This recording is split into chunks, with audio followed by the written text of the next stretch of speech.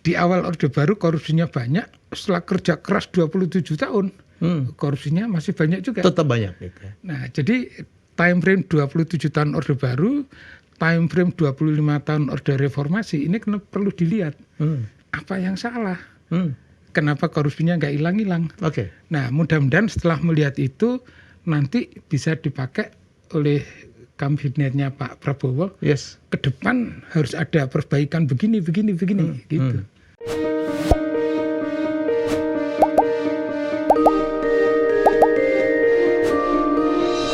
Ya, berapa hari yang lalu Presiden terpilih Indonesia yaitu Pak Prabowo Subianto dalam pidatonya dan juga seringkali mengatakan bahwa salah satu program prioritas beliau adalah memberantas korupsi. Saya pikir valid kita untuk membahas ini. Oleh karena itu tamu saya ini sebenarnya adalah senior saya dulu di STAN, kami sama-sama asisten dosen dan beliau dianggap salah satu pendiri KPK dan juga pimpinan KPK jilid 1, jilid 2.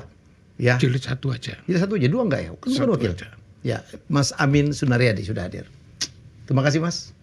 Sama-sama, terima kasih sudah ngundang ngobrol-ngobrol. Oh iya, udah lama dulu. Mas, komentar dong tentang program yang prioritas yang disampaikan oleh Pak Presiden. Saya mendengarkan pidatonya secara langsung ya. Ya. Terus saya dengar ulang lagi, paling enggak 3 kali ya. Ya. Memang benar ada komitmen untuk memberantas korupsi. Menurut saya itu bagus. Jadi kalau suatu rencana berantas atau aktivitas apalah, itu kan nomor 1 itu adalah setting tone from the top. Setting tone from the top artinya dari orang yang paling atas. Paling tinggi. Betul. Top leader. Ya. Nah, Pak Prabowo sudah setting tone nih akan memberantas korupsi. Jadi menurut saya setting tone-nya sudah ada, nah, tinggal langkah berikutnya. Oke. Sekarang kan hari ini waktu kita taping kan para menteri, wamen, kepala-kepala badan sedang digodok ya di Magelang. Ya. Ya. Bagaimana Mas Amin melihat ini? Bagus. Baru pertama kali. Nggak pernah ada ya sebelumnya ya? Ya, baru pertama kali saya tahu ada presiden mengumpulkan kabinetnya. Acaranya apa saya nggak tahu, tapi kelihatan bahwa itu adalah bagian dari team building supaya kabinetnya menjadi solid. Kompak. Terus tempatnya ini kan nggak bisa diakses oleh umum. Jadi saya yakin di acara itu Pak Prabowo sebagai presiden akan memberikan induksi yang betul-betul dari beliau. Di mana para pesertanya ini, menteri, wamen maupun kepala badan dan yang lain, itu selama acara itu berjalan tidak terganggu oleh pihak manapun dari luar. Jadi langkah yang sangat bagus. Saya pikir kita duga-duga nih, pasti juga yang salah satu yang di brief oleh beliau itu adalah program-programnya dong. Ini kalau nggak salah ada 17 program beliau ya, hilirisasi, swasembada, pangan dan sebagainya, dan nomor 3 itu pemberantasan korupsi ya. Mestinya begitu ya Mas ya? Ini duga-duga aja nih. Dugaan saya seperti itu. Karena beliau di pidato pertamanya kan ngomong keras sekali nih. Bahwa korupsi ada di semua level gitu ya. Nah, terus akan diberantas. Ya. Menurut saya pasti diinduksikan di situ. Di situ ya? Dan kita berharap begitu. Dan itu saya pikir angin segar ya. Untuk Indonesia. Saya pikir persoalan Indonesia itu adalah korupsinya yang demikian besar ya Mas. Sampai indeks persepsi korupsi kita berapa Mas? IPK kita 34. Ini mungkin supaya ini edukasi, indeks persepsi korupsi itu apa sih Mas? Jadi dan bagaimana cara ngitungnya? Transparansi Internasional itu mengumpulkan sejumlah indeks. Indeks ini indeks 1, indeks 2, indeks 3 ada banyak indeks ya. Saya lupa jumlahnya berapa gitu. Nah, indeks ini dilakukan oleh pihak lain secara independen. Nah, terus dikumpulkan, kemudian diambil angka-angkanya, disatukan menjadi indeks persepsi korupsi yang dikeluarkan oleh Transparansi Internasional. Saya dengar itu juga termasuk juga menanyai para investor ya Mas ya? Setahu saya respondennya itu yang utama adalah pelaku bisnis. Pelaku bisnis kan yang mau invest di satu negara ya? Di banyak negara. Di banyak negara ya. Jadi kira-kira kalau terkait Indonesia, pelaku bisnis dari macam-macam negara, juga dari dalam negeri yang berbisnis di Indonesia itu ditanya. Oke. Ini ada nggak? Ini ada nggak? Kira-kira begitu. Nah, dari pertanyaan-pertanyaan yang ada itu kalau dikonsolidasikan itu pertanyaan parameter yang ditaruh di paling atas itu bribery. Penyuapan. Oke. Ini nanti kita akan bahas cukup panjang ya Mas. Penyuapan, suap atau gratifikasi. Gratifikasi itu adalah suap. Belum tentu suap itu gratifikasi. Definisinya begini. Gratifikasi akan dianggap suap kalau tidak dilaporkan ke KPK dalam waktu 30 hari. Oh gitu. Undang-undangnya gitu. Mas, jadi kembali ke efeknya kalau IPK atau indeks persepsi korupsi itu rendah, itu artinya makin tidak percaya investor untuk invest di negara bersangkutan ya Mas ya? Lebih gampang diartikan gini, kalau indeks persepsi korupsi rendah, berarti di negara itu banyak korupsinya. Banyak korupsi ya.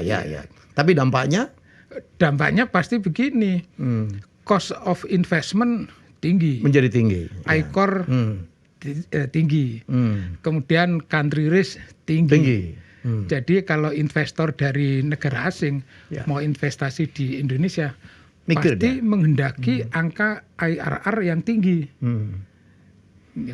Kita tuh tadi baca kalau nggak salah dari 180 negara kita tuh urutan 110 ya Mas IPK kita ya. Ya di atas 100 lah. Iya 110 tadi. Betul. Sedih banget gitu. Uber-uberan dengan ranking FIFA nih Mas Indonesia. Tapi makin membaik kita tuh makin turun ya Mas ya. Kan sempat lumayan kan Mas, sekarang tinggal 34 di titik nadir saya pikir. Ya sempat lebih baik tapi bukan lumayan. Lumayan. Pernah naik jadi 37 terus turun lagi gitu. Itu sampai skala berapa? 100. Wow. Tertinggi itu apa ya? Singapura gitu-gitu ya? Negara-negara Skandinavia, Finlandia, ya. Singapura tinggi juga. Di atas 90. Saya dengar katanya angka kita balik ke angka 10 tahun yang lalu, betul ya Mas? Kebetulan tahun 2023 itu skornya 34. Iya. Yang 2024 kan belum dihitung nih. Oke. Nah, itu sama dengan skor 10 tahun sebelumnya, 2013. Sebelum Pak Jokowi. Iyalah ya? Iya. Betul ya? Betul. Oke. Jadi kalau ngelihat ini overview dari praktek korupsi di Indonesia itu kayak apa Mas? Mas Amin kan sebagai salah satu pendiri KPK dan penggiat anti korupsi ya. Jadi kalau menurut saya begini, kita harus melihatnya itu dengan time frame yang jelas. Ya. Jadi gini, oke, kita lihat di tahun sekarang ya, tahun 2024. Nah, terus pertanyaannya gini, tahun 2024 korupsinya banyak atau tidak? Nah, kan IPK 34 berarti kesimpulannya korupsi banyak. Terus bahkan Pak Prabowo menyatakan korupsi banyak kan? Ya. Di semua level kan? Semua ya. Oke, berarti itu kan fakta yang sudah kita sepakati ya. Korupsi banyak. Ini kan masuk orde reformasi ini. Ya. Nah, kita lihat ke awal orde reformasi atau akhir orde baru. Ya. Akhir orde baru korupsi banyak nggak? Banyak karena juga. itu keluar TAP MPR mengenai penyelenggara negara yang bersih dari KKN gitu kan? KKN ya. Nah, jadi orde baru, di akhir orde baru korupsinya banyak. Masuklah orde reformasi. Ya. Katakan kita hitung dari tahun 99 karena Undang-Undang Pemberantasan Tindak Pidana Korupsi itu di amandemen tahun 99. Ya. Undang-Undang nomor 31 tahun 99 kan? Nah, berarti ke tahun ini kan time frame-nya 25 tahun. Dari 99 ke sekarang ya. 2024. Persis ya 25 tahun. Bayangkan begini, tahun 99 kita mengatakan korupsinya banyak. Iya. Kita buat undang-undang baru. Kita berantas. Setelah kerja keras 25 tahun. Iya. Korupsinya banyak gitu. Tetap banyak. 25 tahun kita ngapain gitu? Ya. Kan pertanyaannya itu loh, 25 tahun kita berantas korupsi, korupsinya tetap banyak. Nah, ternyata juga begini, itu sama persis dengan Orde Baru. Orde Baru itu di zaman Pak Harto itu semangat berantas korupsi. Ya. Bahkan upaya di zaman Orde Baru lebih serem.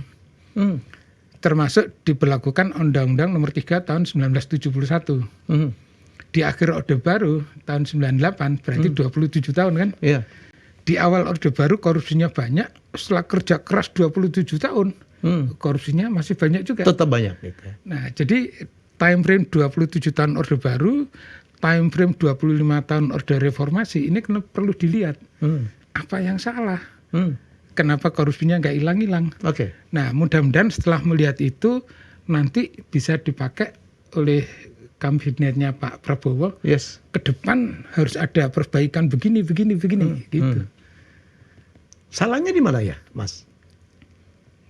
Apakah undang-undangnya yang salah? Apakah penegakan hukumnya yang salah? Apakah ada terminologi yang salah? Kalau menurut saya salahnya itu dalam membaca undang-undang. Undang-undangnya udah benar kalau gitu? Sudah benar.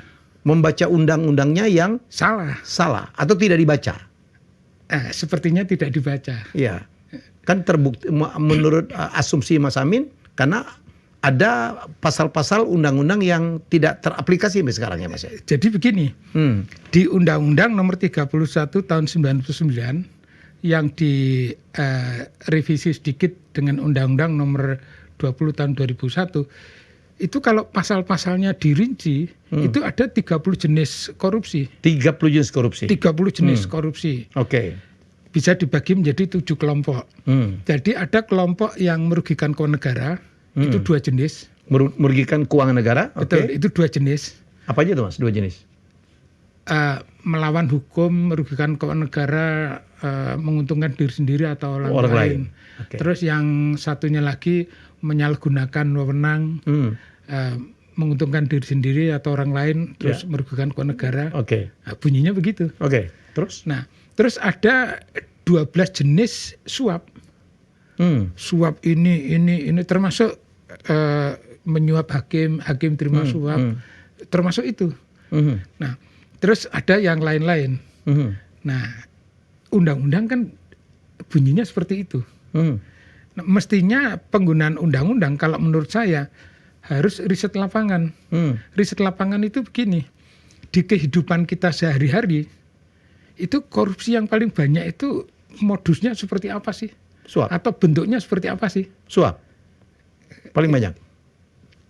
Aku survei ya dari 2015 sampai 2024, 9 tahun, survei respondennya lebih dari 7.000.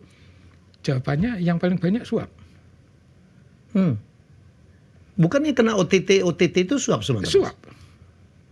Nah, mungkin artinya dijalanin dong. Apanya? Artinya di-apply dong. KPK, Kejaksaan, Kepolisian, BPK kalau ngaudit nggak pernah ngutik-ngutik suap. Yang dikutip tentang kerugian negaranya. Keuangan negara, betul. Itu dua hal yang berbeda jadi ya Mas ya? Beda, pasalnya beda. Emang ada yang merugikan negara tapi bukan suap?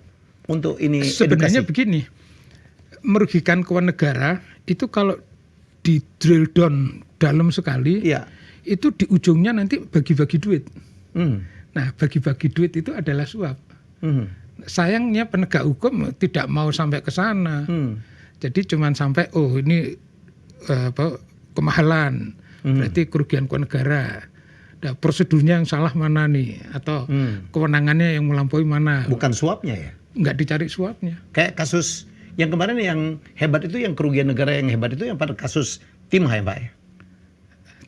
Yang sampai yang 270 triliun katanya kerugian negara atau apa? Itu kan baru hitung-hitungan. Baru hitung-hitungan? Hitung-hitungannya. Tapi kan udah diproses kan Pak pengadilannya? Betul, itu diproses tapi kan gini, nilainya berapa kita belum tahu.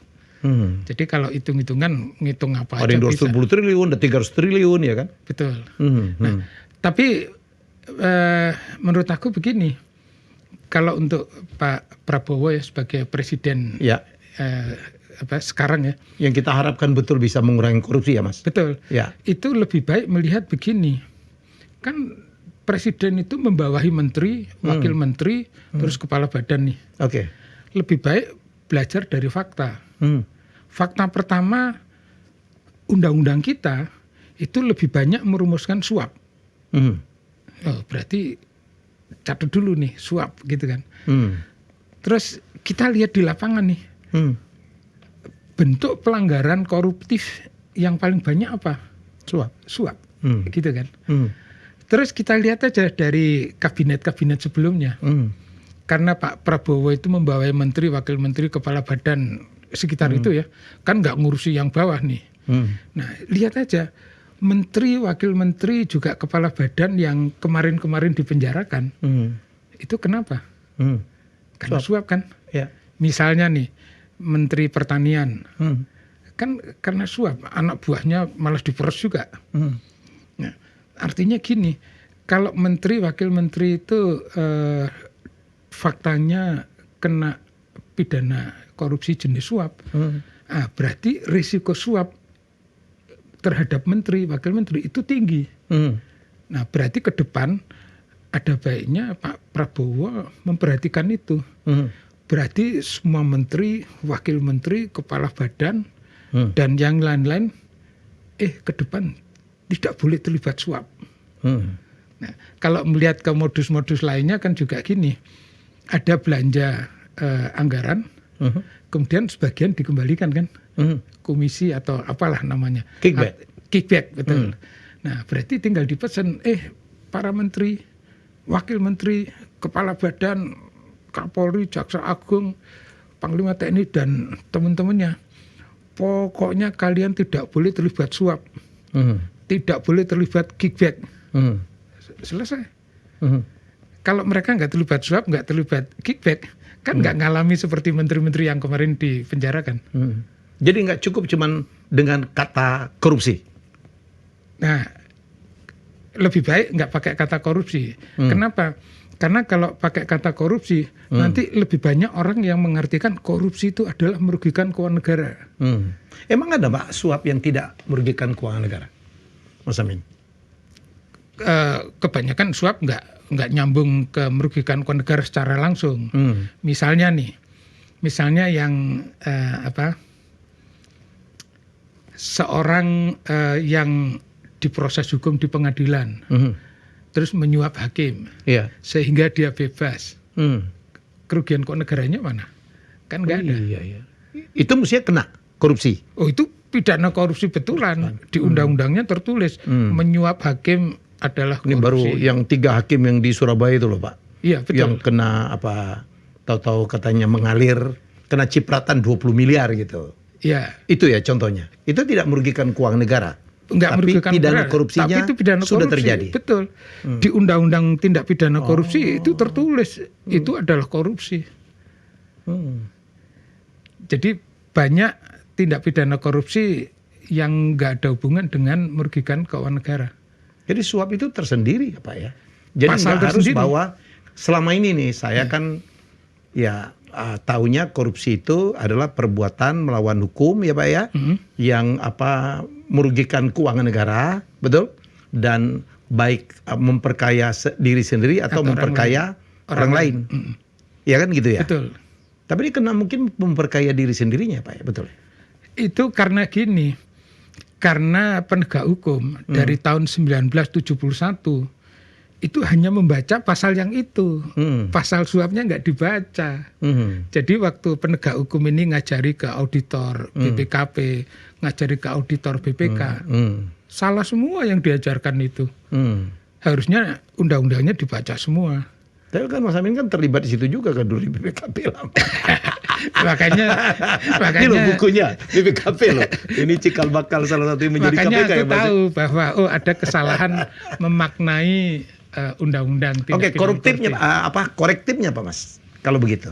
Jadi kan kita mendukung Pak Prabowo memberantas korupsi nih. Betul. Supaya IPK kita naik, investasi naik, ya kan gitu.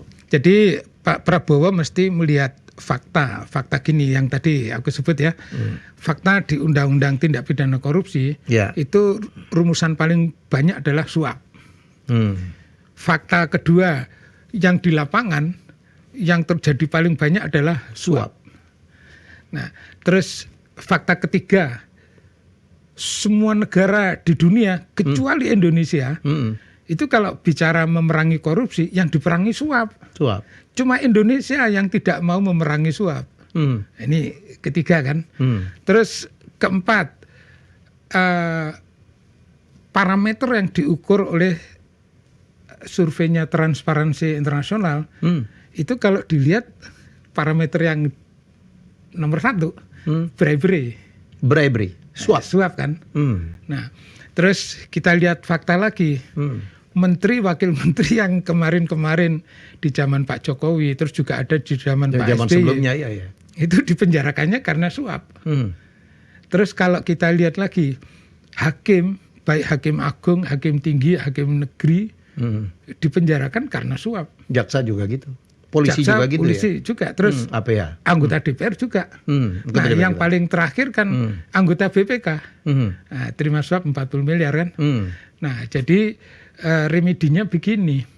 Ke depan itu kalau dari sisi Pak Prabowo mestinya ada 2 hal nih.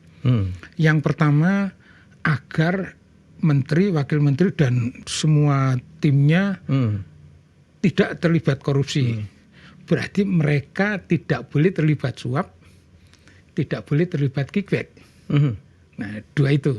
Terus yang bagian kedua, kan Pak Prabowo juga selain kabinetnya jangan terlibat korupsi, Pak Prabowo juga ingin berantas korupsi kan? Ya, berkali-kali disampaikan. Betul. Di waktu di Gerindra segala macam, dia keras sekali. Kalau ingin berantas korupsi, berarti aparat penegak hukum, polisi, jaksa, hakim di luar kendali Pak Prabowo lah. Jadi polisi, jaksa, terus juga auditor di BPKP maupun di Inspektorat Jenderal. KPK enggak juga di bawah KPK presiden? enggak, BPK enggak. Nah, jadi polisi, jaksa, BPKP, Inspektorat Jenderal, Inspektorat Wilayah itu harus dipeseni oleh Pak Prabowo. Kalian berantas korupsi, prioritaskan suap. Gitu. Berantas suap. Nah, seingatku juga gini, waktu di pidatonya Pak Prabowo itu juga menyatakan bahwa kita harus kolaborasi. Dengan? Kita semua harus kolaborasi. Terus? Artinya begini, Pak Prabowo sebagai presiden itu harus kolaborasi dengan DPR. Ayo kita berantas suap. Gitu. Kolaborasi dengan Mahkamah Agung. Ayo kita berantas suap. Artinya DPR Mahkamah nggak boleh korupsi juga dong? Apanya? Ya korupsi di sana harus berantas juga. Iya, tapi kan presiden nggak masuk ke sana. Karena itu presiden harus kerjasama dengan DPR. Supaya DPR mau berantas. Kolaborasinya begitu ya? Betul. Jangan dari presiden tok? Iya, kalau presiden tok nanti DPR sama pengadilannya gimana? Kan enggak, BPK-nya juga enggak. Termasuk BPK ya Mas? Betul. Jadi termasuk KPK juga, KPK terakhir korupsi juga tuh. Ketuanya. Kan temannya Mas Amin. Suap juga kan? Iya. Nah, jadi untuk berantas korupsi itu aparat penegak hukum dan auditor di bawah presiden harus diarahkan untuk prioritas berantas suap. Terus di samping itu presiden kolaborasi dengan DPR, kolaborasi dengan Mahkamah Agung, kolaborasi dengan BPK, juga dengan KPK untuk bersama-sama ayo kita prioritaskan berantas suap. Oke. Jadi langkah pertama tadi melindungi jangan sampai kabinetnya terlibat suap. Langkah kedua berantas korupsi ya anak buahnya maupun kolaborasi dengan yang lain berantas suap juga. Wow. Bisa nggak itu dicapai Mas menurut Mas Amin sebagai seorang praktisi anti korupsi? Tinggal keseriusan pimpinan tertinggi ya? Ya gini, bukan hanya keseriusan. Karena gini, tahun 1997 akhir ya, kan aku masih kerja di BPKP. Itu buat kajian soal perkorupsian yang akhirnya bukunya ini gitu kan. Jadi nanya ke Mahkamah Agung, nanya ke DPR, ke Jaksa Agung, ke Polri, terus nanya ke BPK, nanya ke macam-macam. Terakhir itu ke Wakil Presiden, bahkan bikin seminar. Wakil Presiden siapa? Pak JK ya? Pak Tri Sutrisno. Masih masih tahun 97. Oke. Terus bikin acara closingnya seminar di Istana Wakil Presiden tentang perkorupsian. Jadi zaman Orde Baru itu ngomongin perkorupsian juga oke aja. Nah terus setelah itu selesai masih penasaran kan, sampai Wakil Presiden juga pengen berantas korupsi. Bagaimana dengan Presiden? Tapi kan nggak punya koneksi ke Pak Harto. Jadi akhirnya ke Dewan Pertahanan dan Keamanan Nasional, Wanhankamnas. Itu kan think tanknya Pak Harto. Yeah. Di situ diterima oleh 2 orang, 1 ibu-ibu doktor, 1 bapak-bapak jenderal. Saya masih kerucuk berempat ke sana. Terus intinya diskusinya itu bertanya, Bapak dan Ibu, kira-kira kalau Pak Harto memandang korupsi bagaimana ya? Nah terus mereka berdua ngomong gantian, Dek, kita masih muda kan, nggak usah nanya korupsi terkait Pak Harto lah. Karena gini, Pak Harto itu sudah setuju, sudah sepakat. Terus kita kan nanya, setuju dan sepakat apanya? Setuju bahwa korupsi itu ada, setuju bahwa korupsi itu banyak, setuju bahwa korupsi itu ada di semua sektor, di semua level. Kan kita kaget nih, ini beliau berdua ini cuma mau nyenengin kita atau serius nih. Nah terus beliau nyambung juga, tapi Pak Harto itu punya 2 pertanyaan. Terus kita nanya, pertanyaan apa? Nomor 1, bagaimana cara memberantasnya? Nomor 2, siapa yang harus ditugaskan? Oh, ini pertanyaan dari 2 orang itu? 2 orang itu bukan mewakilin. Enggak. Itu kata beliau, ini pertanyaannya Pak Harto. Oh, oke. Di rapat-rapat Pak Harto itu bertanya begitu. Ya. Jadi apa lagi Mas? Satu, bagaimana cara memberantasnya dan siapa yang memberantasnya? Dan siapa yang harus ditugaskan. Oke. Nah, keluar selesai pertemuan itu keluar kan. Seneng dong. Kita naik mobil. Wah, di mobil itu ya kita ketawa-ketawa. Kita ngeledekin, wah, bapak-bapak ini nganggep kita nggak ngerti apa-apa. Jadi jawabannya cuma begitu. Tapi setelah balik ke kantor beberapa bulan kemudian dipelajari, ternyata 2 pertanyaan itu betul-betul valid. Karena Pak Harto itu membentuk tim pemberantasan korupsi tahun 1967, Komisi 4 tahun 70, terus bahkan menggelar Opsip tahun 77. Terus masih ada Pak Domo aja berarti Mas. Pak Domo betul. Terus masih ada yang lain termasuk gini, Bea Cukai dirumahkan. Oh iya. Nah, 10 diganti tahun Sukovindo kalau nggak saya, diganti SGS. Betul. SGS betul. Itu saking kan parahnya dulu Bea Cukai generasi ya. kan. Nah, jadi terus kami nyimpulkan gini. Oh, berarti memang pertanyaan nomor 1 itu betul. Serius. Betul. Jadi sampai akhir 97 itu Pak Harto nggak tahu gimana caranya berantas korupsi. Jadi ini penting nih. Nah, jadi learningnya dari situ. Terus learning dari Orde Reformasi dari tahun 99 sampai sekarang, kok kayaknya juga pemerintah sepanjang 25 tahun ini juga nggak tahu bagaimana caranya berantas korupsi kan. Sehingga sampai hari ini korupsinya masih banyak gitu kan. Masih banyak. Betul. Makanya itu aku pelajari kan, apa yang salah nih. Nah yang salah karena kita nggak tahu bagaimana cara berantas korupsinya. Nah kita nggak tahu antara lain karena kita nggak mempelajari pengalaman yang lalu. Selama Orde Baru kita hanya ngejar-ngejar yang merugikan negara. Selama Orde Reformasi sampai hari ini kita hanya ngejar-ngejar merugikan negara. Sampai hari ini juga nggak pernah dievaluasi kan. Padahal kesalahannya gimana? Ada suap yang tidak merugikan keuangan negara ya Mas, yang tadi kita betul. Ngomongin. Nah karena itu di undang-undang ada tapi tidak dijalankan ya Mas ya. Bukan hanya nggak dijalankan, dibaca pun enggak. Itu asumsi. Lu bener. Jangan dibaca tapi nggak dijalankan. Enggak. Gitu. Ini pengalaman. Kan di undang-undang ada. Gitu. Ada betul. Ini pengalaman di KPK nih. Terus. Kan akhir Desember 2023 aku jadi salah satu pimpinan KPK. Wakil ketua. Wakil ketua. Terus selama 2024 aku tuh ngajak tim di bawah. Tim ini kan ada penyidik dari polisi, ada penuntut dari kejaksaan, ada yang lain-lain juga. Aku ngajak gini, ayo kita bongkar korupsi yang tidak ada kerugian keuangan negaranya. Mereka bingung, apa Pak itu Pak? Aku bilang ini suap, nggak ngerti juga. Tahun berapa tadi Mas? Tahun 2004. Iya 2004 kan Mas Amin kan udah nggak di situ lagi kan? Di situ, aku kan 2024 tadi Mas Amin. 2004, okay. Bukan 2004. Jadi ngajak gitu ke penyidik, penuntut dan yang lain. Yuk kita bongkar korupsi yang tidak pakai ngitung kerugian keuangan negara. Mereka bingung apa itu Pak. Bingung mereka. Terus aku bilang suap gitu. Nah, tapi nggak ngerti-ngerti juga mereka. Terus akhirnya kalau gitu bikin seminar. Yang aku undang sebagai pembicara komisionernya dari Hong Kong. Yeah. Terus dari CPIB Singapura. Terus dari Australia juga.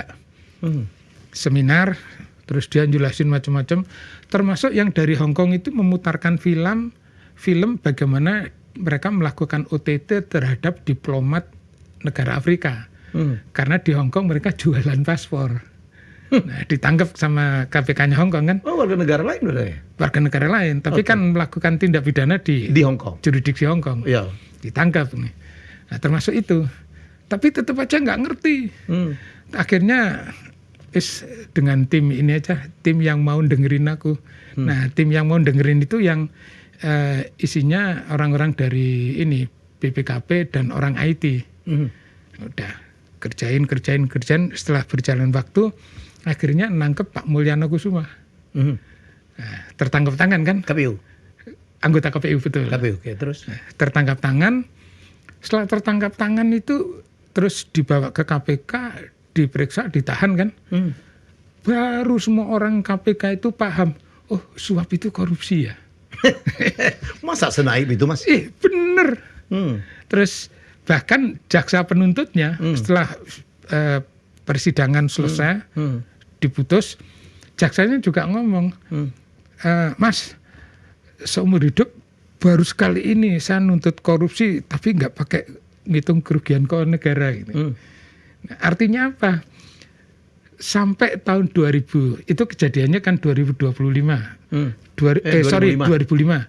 Selama 2004 aku ngajakin nggak bisa-bisa. Akhirnya nangkep anggota KPU tahun 2005 kan. Jadi kesimpulanku gini, jadi sampai 2005 penegak hukum paling nggak yang di KPK itu nggak paham bahwa suap itu adalah korupsi. Nah setelah itu ditangkap baru paham, oh suap itu korupsi. Tapi sekarang udah apply dong Mas ya? Kayak kepala-kepala daerah yang ketangkep ya? KPK. Jadi betul, makanya mayoritas perkara korupsi yang ditangani KPK itu basisnya pasal suap. Tapi kalau kita tanya BPK, BPK itu kan nggak menyidik, tapi dia punya pemeriksaan dengan tujuan tertentu. Kalau tujuan tertentunya korupsi, pasti isinya ngitung kerugian keuangan negara, itu BPK. Yeah. Walaupun anggota BPK-nya tertangkap karena suap. Eselon 1, eselon 2, 3 dan ke bawahnya dari tahun-tahun dulu kan banyak ketangkep karena terima suap. Jadi walaupun ada kejadian itu, BPK tetap nggak ngerti bahwa suap itu adalah korupsi. Jadi yang di kepala dia cuma ngejar-ngejar kerugian negara gitu. Jadi kalau nggak ada ya nggak bisa, nggak di. Ya dia nggak ngomongin korupsi. Nggak ngomongin korupsi. Betul. Padahal karena dia sebagai pemeriksa keuangan, auditor masuk ke pembukuan, meriksa ini itu ya, dia adalah pihak yang paling potensial untuk mengungkap suap. BPK. Karena? Ya karena dia mengaudit pembukuan dan macam-macam. Rutin ya kan? Iya. Rutin. Jadi tiap tahun. Dia paling potensial untuk mengungkap suap karena dia sebagai auditor dan sebagian auditornya adalah forensik auditor. Jadi harusnya pengungkapan suap lebih banyak dari BPK. Tapi kan dulu kan orang protes ya Mas. Jadi kadang-kadang WTP gitu ngasih penghargaan, tahu-tahu korup. Ya kan gitu kan.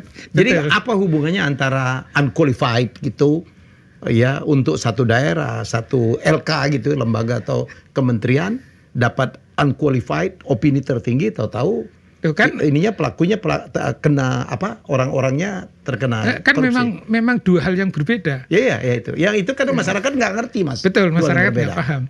Makanya mungkin karena tadi ya, karena tidak merugikan keuangan negara kali ya. Betul ya? Nggak tahu itu. Ya, karena suap kan yang belum tentu merugikan keuangan negara. Belum tentu merugikan keuangan negara. Jadi secara keuangan negara aman-aman aja kan? Atau sebenarnya tidak langsung merugikan keuangan negara, tapi tidak langsungnya jauh. Jadi misalnya gini, si auditor BPK misalnya itu terima suap dari vendor. Vendornya adalah subkontraktor. Nah, gitu kan. Nah, subkontraktor dibayar oleh kontraktor. Kontraktor dibayar oleh si pakai APBN kan.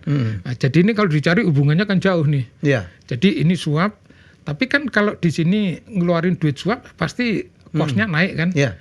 Ini kontraktornya kosnya naik juga kan. Berarti belanja APBN-nya kan naik juga nih. Ada dong. Berarti pasti ada kerugian keuangan negara. Indirect jauh. Iya, hubungannya mungkin jauh. Pelik ya, Mas. Ya. Tapi kalau kembali ke ini ya yang disampaikan Pak Prabowo ya dalam pidato pertamanya itu kan ada bahwa nanti berantas korupsinya mesti ada perbaikan sistemnya. Sistem ya. Terus ada digitalnya gitu. More ya. digital. Nah, gitu kan. Ya. Nah, kalau ini dipakai bisa efektif. Ya kan kemarin kalau nggak salah Pak Luhut sempat ya, ngapain itu OTT gitu. Kalau kita mendigitalkan sebenarnya itu nggak perlu OTT. Komentar Pak Amin? Mungkin karena Pak Luhut nggak paham detail-detail urusan itu. Jadi nyampaikannya seperti itu. Ya kan begitu kata beliau ya. Tapi tetap OTT diperlukan. Betul.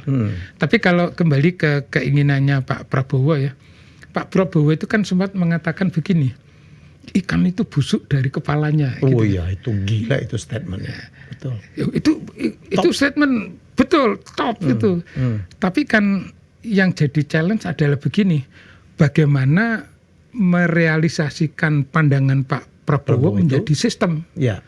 Nah artinya gini, presiden, terus di bawahnya itu menteri kan, ya ada Menko segala-segala, terus Wamen, terus kepala badan gitu. Ya. Nah ini nanti kan membawahi terus ke bawah, banyak berjenjang kan? ke bawah. Nah kalau pakai istilah ikan tadi, berarti kan di bawah Pak Prabowo ini banyak ikan. Nah menteri, Menko dan lain ini kan kepala ikan semua. Eselon 1 dan ke bawahnya ini kan berjenjang ke bawah ya Mas. Badannya ikan sampai ekornya gitu kan. Jadi kalau Pak Prabowo ingin supaya ikan ini tidak busuk, kepala ikannya harus dijaga, jangan sampai para kepala ikan ini busuk. Nah caranya bagaimana? Tadi kan aku udah bilang ya, pokoknya fokus ke suap kickback. Nah berarti begini, Pak Prabowo harus punya satu policy kebijakan bahwa para kepala ikan ini tidak boleh terlibat suap, bribery ataupun kickback. Itu satu policy. Setelah policy ada, kan gini, bagaimana memastikan beliau-beliau ini paham. Kan tentang pengertian korupsi itu sendiri ya. Tentang pengertian suap, kickback begitu. Nah, kalau di korporasi itu gini, ada trainingnya. Tapi trainingnya itu computer based, online gitu. Ya, kalau misalnya Pak Prabowo bikin policy misalnya dalam bentuk perpres ya. Isinya the don'ts. The don'ts-nya adalah don't bribery, don't kickback gitu ya. Kan ada uraian-uraiannya. Nah, itu sebagai materi training. Terus nanti ada ujiannya. Nah, jadi para kepala ikan ini kan nanti di tempat masing-masing, karena ini komputer based dia bisa ikut training sendiri kan. Nah, training ini sebaiknya dilakukan setahun sekali. Awal tahun mereka harus training komputer based ini kan. Dah. Di-remind terus. Jadi kan menjadi tahu dia. Nah setelah tahu terus kan gini, orang yang tahu tapi kalau tidak komit kan ya percuma juga. Nah berarti ada semacam fakta integritas tapi komputer based juga. Saya berjanji tidak akan ini, setuju. Tidak akan terima kickback. Saya berjanji tidak ini, gitu kan. Nggak usah banyak-banyak poinnya, paling banyak 10 lah gitu kan. Nah setelah setuju. Biar gampang diingat. Baru sampai. Betul. Kalau banyak-banyak lupa. Nah komitmen ini juga setahun sekali. Jadi setelah ikut training dia ngisi komitmen kan. Nah habis itu mesti dimonitor kepatuhannya. kalau nggak salah Pak Prabowo itu kan bentuk badan pengendali pembangunan dan investigasi khusus gitu ya. Nah, mendingan dia yang suruh monitor siapa menteri yang belum ikut training ini, siapa menteri yang belum submit komitmen. Itu kayak Sesda Lobang dulu ya Mas ya? Aku sendiri juga nggak tahu. Iya. Aku nggak tahu. Dulu kan ada zaman Solihin GP dulu kan? Betul, itu zaman dulu. Jadi ini harus ada yang ngecek kan? Iya dong. Nah, jadi ada monitor gini. Nah, terus nanti kalau ada pelanggaran, serahkan ke KPK. Gitu. Jadi kan ada policy dari presiden yang khusus untuk kepala ikan ini. Kemudian ada trainingnya setahun sekali. Terus ada komitmennya setahun sekali juga. Dan ada yang monitor. Kemudian ada yang monitor compliance dari training maupun ini. Supaya apa yang program Pak Presiden tidak hanya selesai di ucapan saja gitu ya Mas? Betul. Kan jangka waktunya 5 tahun, lama. Jadi kalau nggak di reminder tiap tahun, lupa nanti. Sementara godaan banyak banget. Betul. Nah, sistem ini itu kan misalnya gini, sistem trainingnya ini kan harus mengidentifikasi nama menterinya, NIK-nya gitu kan. Terus komitmennya, gini aja, minta tolong KPK. KPK, ini sistem LHKPN kamu ditempelin ini aja. Kalau dari aspek digital beres kan ini, gampang kan.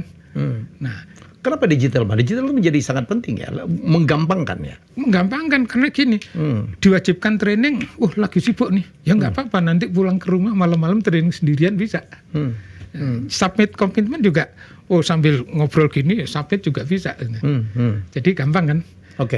Terus kalau misalnya itu di sistem nempel di sistem LHKPN-nya KPK, kan si Badan Pengendali Pembangunan dan Investigasi Khusus ini tinggal dikasih akses, dia nggak perlu bangun sistem baru. KPK juga nggak perlu bangun sistem baru, cuman modifikasi sedikit kan. Beres. Presiden bisa monitor ini para kepala ikan ini benar nggak ngikuti mana yang mulai busuk. Nah, kalau sistem ini sudah jalan, katakan kira-kira nih sistem ini barangkali 6 bulan jalan gitu ya. Udah, terus diturunkan lagi. Oke, kalau gitu sekarang ke ini penegak hukum level segini. Terus eselon 1, eselon 2 gitu kan. Kepala daerah. Kepala daerah kan DPRD. Database-nya semua sudah ada di LHKPN kan. Jadi kan nggak bikin sistem ruwet-ruwet. Tinggal nyocok-nyocokin aja. Betul. Nah, bayangkan gini, kalau komit untuk tidak terlibat suap itu melekat ke semua penegak hukum. Iya, pengawasan melekat. Ya. Semua auditor BPK, BPKP, Inspektur Jenderal. Enak negara kita. Thank you Mas Amin. Masalah e-katalog, ya kan ya? Ya. Bahwa e-procurement, itu kan bagian dari itu ya Mas ya? Bagian dari upaya untuk digitalisasi. Oke, kalau kemarin kan sempat ada pembahasan tentang satu undang-undang perampasan aset yang sampai sekarang belum diketok tuh Mas. Sama lagi undang-undang pembatasan uang kartal gitu. Ini akan sangat melengkapin kalau begini di-apply. Kalau menurut aku undang-undang perampasan aset jangan diberlakukan dulu. Jangan. Kenapa? Karena nanti yang menegakkan itu cepat kaya. Oh ya? Kan misalnya Helmi kekayaannya banyak, kan tak datengin, ini nih undang-undang perampasan aset. Lu mau kasih berapa? Nah, kan gitu.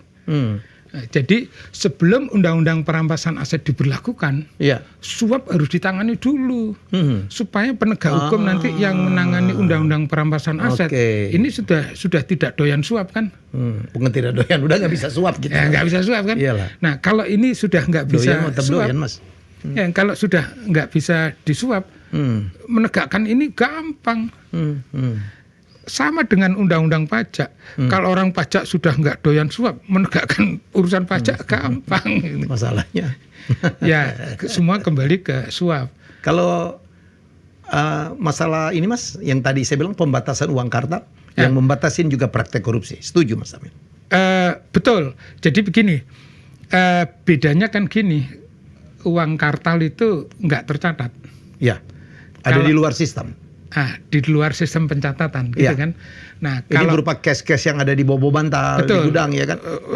Bentuknya uang kertas US dollar, Singapura dollar, ya. Okay. Nah, itu kan di luar sistem. Itu kalau dipindah tangan kan nggak ada catatannya. Terus? Tapi kalau itu dibatasi, jadi kalau bertransaksi mau nggak mau di dalam sistem yang tercatat kan. Nah, kalau sistem tercatat gampang ngelacaknya. Jadi kalau itu setuju Mas Amin? Sekarang pun juga sudah nih. Tapi batasnya masih gede. Nah, batasnya harus dikecilin. Sekarang batas berapa ya? 50 juta, 100 juta? Aku nggak tahu nih. Mungkin 500 juta mungkin. Itu harus diturunkan. Diturunkan. Ngambil cash pun dikurangi dia Mas ya? Dibatasin kan? Enggak, sebenarnya ngambil cash itu bukan dibatasi, tapi dicatat betul. Boleh, tapi tercatat. Untuk apa? Yang ngambil siapa, terus untuk apa gitu ya. Ini harus dicatat betul. Terus kalau kamu orang suruhan, kalau profilnya ngambil nilainya dengan profil dia nggak cocok, harus dicari betul siapa yang nyuruh gitu. Siapa yang punya rekening gitu. Nah, harus seperti itu. Tapi kalau ada undang-undang membatasi menurunkan batas uang kartal yang bisa ditarik itu lebih enak. Jadi semua lebih tercatat. Kalau ada lagi yang ketiga, pembuktian terbalik tentang harta-harta yang dimiliki. Sama dengan perampasan aset. Jangan nunggu suap betul-betul bisa dikendalikan. Jadi intinya di situ ya Mas? Suap. Karena gini, kalau semakin aku punya power, kalau aku semakin mahal, masih memungkinkan terima suap, makin banyak suapnya yang aku terima kan. Jadi suap dulu. Nah, kebetulan juga gini, learning dari 27 tahun Orde Baru dan 25 tahun Orde Reformasi, karena melupakan suap ini. Karena sibuk mengejar kerugian negara, suap terlupakan, akhirnya yang harus berantas korupsi terima suap juga gitu. Mas, satu nih agak nyimpang. Masyarakat itu suka bingung mana wilayahnya KPK, mana wilayahnya kejaksaan, mana wilayahnya polisi, Mas. Ada nggak sih bedanya? Ya kalau sekarang nggak ada ya. Tapi kalau waktu dulu-dulu mikir ngerancang KPK, tiga-tiganya nangkep nih Mas. Ada bedanya. Jadi waktu Mas Amin merancang KPK, tim itu ya. Waktu ikut ngerancang dulu ya, enaknya bagaimana gitu ya. Itu jelas bedanya, beda banyak sekali. Jadi misalnya gini, jaksa di dunia internasional ini beda dengan jaksa kita. Jaksa di dunia internasional itu fokusnya sebagai penuntut umum sama sebagai lawyer. Nah, kalau di sini yang keren jaksa kalau nyidik, gitu kan. Nah, technical skill penyidik dengan penuntut umum ataupun lawyer, kalau di sini jaksa pengacara negara, beda jauh. Nah, karena itu skillnya beda. Pengetahuannya pun beda juga dong ya? Pengetahuan ya ada bedanya lah. Jadi penuntut umum atau jaksa pengacara negara kan nggak diajari nguntit orang. Itu sebenarnya nggak boleh ya Mas? Ya boleh. Boleh? Boleh. Nah, tapi tidak diajarin? Tidak diajari. Nguntit orang, terus habis itu digital forensik, terus nyadap, terus ya macam-macam. Itu technical skill yang harus dimiliki oleh penyidik. Artinya tinggal diajarin aja dong? Wah, mana bisa? Kok? Kan pengalaman KPK nih, ngajari anak-anak baru KPK yang tadinya nggak tahu menjadi tahu, ini perlu bertahun-tahun untuk ngajarkan. Nggak hanya diajari, tapi habis itu juga diamati experiences-nya gitu. Kan selain training juga pengalaman nih. Nah, setelah itu baru bisa menggunakan technical skill-nya itu. Kalau itu tidak diajari, nanti kalau nyidik pendekatannya cuman bikin surat panggilan, terus di BAP, surat panggilan di BAP. Nah, ini bisa juga, tapi gini, nanti mastermind-nya yang betul-betul penjahatnya nggak bakal pernah kena. Karena begitu ini dipanggil, yang di sana sudah bakar-bakar dokumen. Bukti-bukti dibakar, terus orang-orang dikasih tahu, kamu kalau dipanggil ngomong gini ya, jangan ngomong gini gitu. Itu kalau metodenya hanya bikin surat panggilan terus bikin BAP. Nah, kalau nggak percaya ya gini aja, coba ke attorney-nya Inggris, attorney-nya Amerika, Jepang, Cina, kan gitu. Kita beda sendiri. Jadi ya kalau tadi apa? Attorney-nya Amerika Selatan itu bisa nguntit ya, Mas? Apanya? Bisa enggak? Enggak. Mereka mengandalkan ke FBI. Ke FBI. Jadi mereka nggak masuk ke situ. Enggak, tapi mendampingi. Betul, karena gini, investigator ini didampingi oleh attorney. Jadi apapun yang dia lakukan. Jadi nggak tumpang tindih ya? Enggak. Kalau sini apa yang investigasi kita itu siapa? Polisi mestinya, Mas? Harusnya polisi. Polisi kan ya. Yang normal polisi. Oke. Tapi kan karena di akhir Orde Baru itu dianggap bahwa oh ini kalau melihat di undang-undang ini ya, undang-undang pemberantasan tindak pidana korupsi, undang-undang KPK, itu kan salah satu kenapa dibikin KPK kan ini karena penegakan hukum yang terjadi di akhir Orde Baru nih banyak diarahkan untuk ke yang bukan pelakunya. Nah, jadi dianggap di level penyidikannya banyak nggak bener kan? Makanya dibentuk KPK. Dan ini KPK ini ad hoc ya, Mas ya? Kalau menurut aku enggak.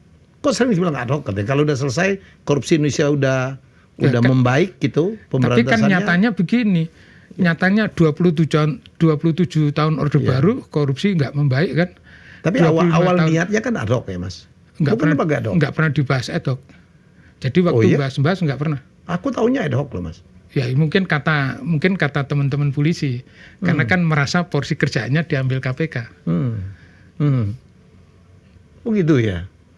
Iya. Jadi kan kalau melihat secara keseluruhan ya kita kan harus melihat fakta di lapangan. Artinya gini, sebaiknya kita itu studi lapangan. Studi lapangan gini, korupsi yang paling banyak itu jenisnya apa, gitu kan? Misalnya tadi ketemu suap, gitu.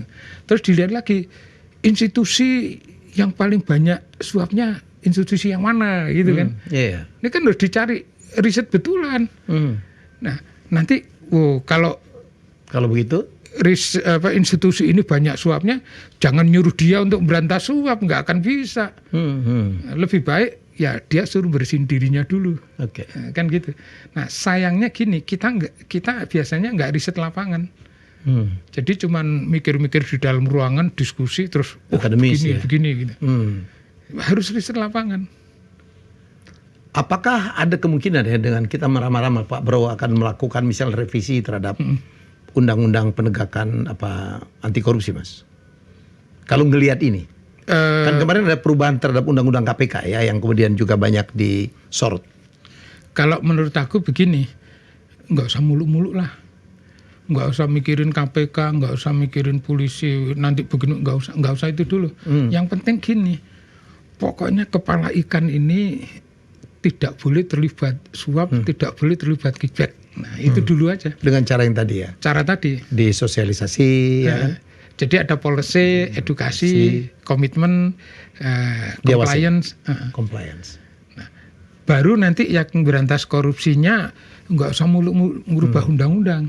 Ngajak DPR, ngajak ini ya kayak kata. Lama lagi ya? Iya, kan nggak perlu ngubah undang-undang. Tinggal fokusnya ke sini ya. Nah, fokus itu berdasarkan fakta. Kalau misalnya si Amin ini ngarang aja, ngomongnya ngaco gitu kan, ya sudah riset sendiri aja. Riset dulu menteri-menteri, wakil menteri ditangkepin kenapa gitu kan. Terus riset ke lapangan yang paling banyak jenis apa gitu kan. Riset lagi di dunia internasional yang diberantas apa. Tanya aja ke transparansi, yang dekat kan Transparansi Internasional Indonesia. Tanya aja parameter yang paling utama apa gitu. Udah ketemu semua. Oke. Mas, sekarang ada kripto lagi, Mas ya? Yang dipakai untuk alat menyuap gitu. Ini gimana ya, Mas? Di Indonesia belum lah. Yakin. Artinya begini. Belum marak atau? Bukan, maksudnya gini. Orang-orang yang potensial terlibat korupsi, knowledge maupun skillnya belum sampai ke situ. Ya tinggal belajar. Jadi kalau misalnya sudah dicegah seperti tadi, waktu knowledge-nya sampai ke situ, dia sudah nggak doyan suap gitu. Kan aman. Oke, sekarang peran PPATK mestinya kan cukup sentral ya Mas ya? PPATK, OJK gitu mestinya cukup sentral dalam. Kalau OJK nggak kurang relevan ya. Oke. Tapi kalau PPATK sangat penting. Sangat penting. Sangat BI? penting. Kurang relevan. Oke. Nah, untuk perkorupsian ini yang sangat penting. PPATK itu kan ngeliatin arus gitu ya Mas ya? Nah ini mesti begini. Kalau PPATK itu mesti melihat begini, undang-undangnya apa? Undang-undangnya kan undang-undang tindak pidana pencucian uang. Iya. Nah, jadi kalau TPPU ya? TPPU. Jadi kalau belajarnya cuma baca undang-undang, nanti salah. Jadi dipikir PPATK itu cuma ngurusi pencucian uang. Kalau cuma baca undang-undang. Tapi kalau mau belajar begini, PPATK itu kan lebih banyak meniru Austrek. Austrek itu PPATK-nya Australia. Terus juga benchmark ke negara-negara lain. Nah, yang termasuk paling awal itu Vincent. Vincent itu Amerika Serikat. Nah, harus melihat cerita mereka. Dulu bikinnya apa sih? Penyebabnya Austrek apa sih? Terus ANSYS Inggris apa sih? Gitu kan. Itu prioritas utamanya bukan urusan pencucian uang. Tapi bagaimana menghilangkan kejahatan asalnya. Nah, yang lebih menarik lagi begini. PPATK itu kalau di dunia internasional ya, itu anggotanya ada asosiasinya namanya Egmont Group. Egmont Group ini bagian dari FATF atau di bawah payung FATF, Financial Action Task Force. Financial Action Task Force itu domainnya Menteri-Menteri Keuangan. Nah, artinya apa? PPATK ini mestinya domainnya Menteri Keuangan Indonesia, bukan domainnya penegak hukum. Nah, kenapa? Karena kalau melihat Vincent itu PPATK-nya Amerika Serikat. Mereka itu membentuk Vincent itu tujuannya untuk melindungi penerimaan pajak. Tapi lawmaker-nya takut dengan taxpayer. Makanya diskusinya lebih banyak ditaruh di dalam National Anti-Narcotic Strategy. Anti-narkotik justru? Nah, dimasukkan ke situ. Tapi jadinya Vincent. Nah, Vincent ini ditumpangin gitu ya Mas ya? Enggak, disembunyikan. Jadi cara pikirnya disembunyikan di situ supaya ya enggak nyebar bahwa ini untuk melindungi penerimaan pajak kan. Kalau melindungi penerimaan pajak pasti wajib pajaknya jengkel kan. Nah, jadi disembunyikan di situ, makanya disamarkan. Makanya Vincent itu adanya di rumpun treasury. Bukan di penegak hukum. Jadi kembali PPATK harus tujuan itu dulu ya Mas ya? Harus paham itu dulu. Terus habis itu Australia. Waktu dia bikin itu di undang-undangnya tertulis bahwa tujuannya adalah untuk meningkatkan penerimaan pajak. Nah, waktu Austrek dibangun, terus 3 tahun beroperasi, income tax naik 40%. Nah, jadi arahnya ke situ kan. Nah, begitu Indonesia bikin, karena ini akhirnya ngertinya ini pencucian uang. Jadi kalau aku melihat kontribusi kepada penerimaan pajak ini minim sekali. Bukan hanya pajak, penerimaan negara itu minim sekali. Lebih banyak ngomong-ngomong, ini transaksi mencurigakan, ini pencucian. Lebih banyak ngomong-ngomong begitu. Jadi ya kalau tadi pertanyaannya tentang PPATK mesti dibetulin. Dibetulin juga. Harus dibetulin. Orientasinya harus lebih benar gitu. Tidak hanya sekedar pencucian uang ya. Tidak sekedar pencucian uang, tapi gini, penyebabnya yang penting. Cara pikirnya itu mesti cara pikir keuangan, bukan penegakan hukum. Jadi kalau cara pikir keuangan, informasi yang dihasilkan itu lebih banyak alur uang. Mungkin ingat, tapi ini sebelum ada PPATK waktu kasus Bank Bali. kasus Bank Bali itu kan BPK mengaudit, tapi karena technical skill-nya belum ada, maka BPK meng-hire PwC, salah satu Big Four kan. Nah, PwC bekerja, terus setelah itu kan bisa mengeluarkan gambar. Uangnya dari sini masuk ke rekening ini ke sini gitu kan. Alurnya kelihatan. Alurnya kelihatan. Nah, flow dari uang ini harus bisa digambarkan. Itu waktu kasus Bank Bali nih. Kemudian dulu waktu aku di KPK bantuin kejaksaan juga gitu.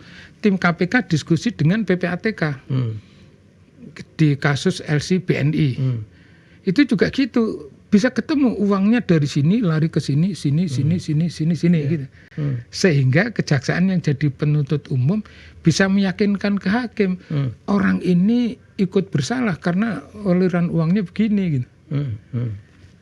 Jadi output dari PPATK itu harus bisa menunjukkan aliran uang relatif lengkap supaya penyidik itu bisa tahu mana yang harus disamperin, mana yang harus disidik gitu. Dari to where the money flows. Ya.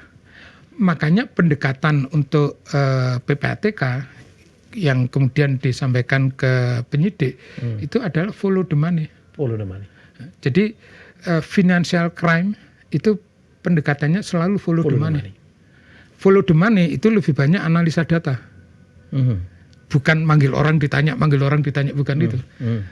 Makanya datanya mesti data perbankan, ya masih data apa? Macam-macam ya. Makanya sebenarnya BPK itu punya potensi yang paling kuat untuk bisa melakukan follow the money. Karena background-nya kan mereka auditor keuangan. Bisa begitu. Keren. Wih, 1 jam. Ya, Mas mungkin closing statement Mas sebagai penggiat anti korupsi, dan saya tahu Mas Amin sehari-hari yang sangat anti korupsi gitu. Harapan atau mungkin himbauan kepada siapapun, terutama kepada pemimpin tertinggi ya Pak Prabowo yang komit berkali-kali. Saya terkesan waktu beliau di acara Gerindra gitu yang dia nunjuk-nunjuk jangan korupsi gitu-gitu. Ya, gimana Mas? Kalau menurut aku gini, mesti lebih clear. Jangan terlibat suap. Supaya semua pihak menjadi tidak terlibat suap. Ya. Nah, kalau semua pihak menjadi menghindar dari suap, yang potensial atau berisiko disuap menjadi waspada, yang juga potensial atau berisiko menyuap juga menjadi wah jangan deh gitu. Betul. Kalau suap itu bisa dihilangkan, cost of investment itu akan menurun. Betul. Investasi akan banyak, bisnis akan lebih berkembang, karena cost per unit jadi lebih murah, lebih kompetitif. Terus lowongan kerja menjadi lebih banyak terbuka.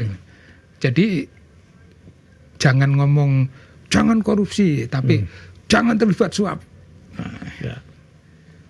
Oke Mas, 2045 nih kita harus berhasil ya Mas ya. Akan menjadi kekuatan ekonomi keempat. Tapi syaratnya saya pikir yang paling berat itu. Mas Ade mengatakan bahwa yang penting itu Indonesia itu bukan masalah korupsinya aja, tapi penegakan hukum. Ya kan penegakan hukum ya kan. Kalau penegak hukumnya anti suap, pasti penegakannya lebih beres kan. Oke. Termasuk proses di pengadilan kan. Kalau hakim paniteranya anti suap, pasti putusannya lebih beres. Oke, terima kasih Mas Amin. Terima kasih. Luar biasa. Terima kasih. Jadi masukan yang luar biasa ya. Ya, beliau sebagai penggiat anti korupsi terlibat dalam pendirian KPK, pernah memimpin KPK saya pikir 2 jilid. Yang pertama 1 aja. Jilid 1 Mas Amin bukan pimpinan ya? Wakil ketua. Pimpinan. Yang kedua? Yang pertama enggak? Enggak, yang pertama. Aku cuman pertama, kedua enggak. Maksudnya aku daftar untuk yang kedua tapi enggak dipilih. Enggak dipilih. Terlalu galak sih. Oh enggak, dia tahu bahwa Amin masa hidupnya susah terus. Habis itu dia